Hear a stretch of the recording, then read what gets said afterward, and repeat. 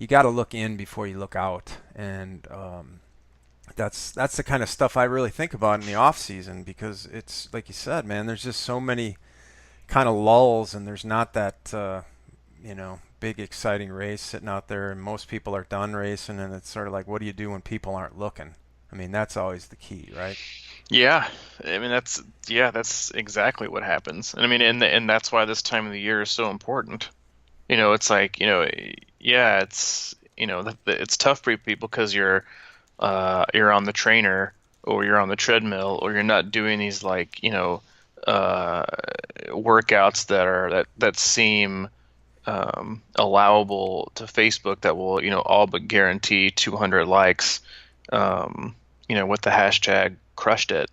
It's like you're doing the stuff that you're either in maintenance mode, you're doing weights, you're in the pool trying to keep your form, your stroke, you're on the bike doing short intervals trying to keep your threshold.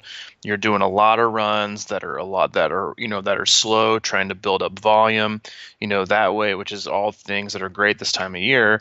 And none of them are just that. It's like, but listen, like, it's a lot of it's just not that way in general. And none of it's really fancy, and I think it's different well, I hope it's different for the athletes that I work with, because that's generally the mode of, or my method of operation in terms of prescribing workouts and training load. It's all about consistency. It's never about fancy, gigantic workouts, or it's not about um,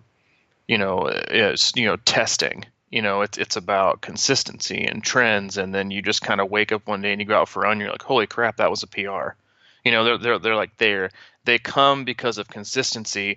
They don't become forced because you're taking a test. Hmm. Like perfect example. I talked about Summer, I think, on the last podcast, but I just I had another athlete today that did a half marathon who is also doing the New York City Marathon in 2 weeks, and he PR'd his half marathon today without even trying, he said, and that was after posting a 2 hour run yesterday. Wow. Yeah, and so, but but that's how it should be. It should be like, I went out today to just continue doing what I'm doing, and you can look at it as a PR if you want to, but what it's really telling you is your consistency and your determination to just do the small, the 30-minute easy runs, the 1 hour active recovery spins, the 2K easy in the pool, like all those things that add up that people skip because they aren't fancy, are the same. I call those the cement within the bricks. You can't build a house without the cement, and the bricks are what you see, but the cement's is what holds them together. And a lot of times we just want to show the bricks. I won't even go into a Butch Bones tangent with the brick by brick thing, but You're winning at life, man. because that's true, man. Yeah, we're winning at life, and you're gonna win at life when you don't have a job. Um, yeah, but anyway, it's like With a ten million dollar buyout. it's right. Yeah, it's those small things, man, and those small things are need to be done, year round. They don't have to be structured, but you said it. Like, yeah, I think that's a lot of reason. What you said about the Chattanooga 70.3 comment is, I had an athlete ask me about doing Ironman Texas in April that just got done Louisville, and I was like, I think that's a bad idea. And I think that race, especially when it's early season, it's April, but a lot of those races are what I call hold me over races. I'm going to sign up for it because I just need something to get me through the off season.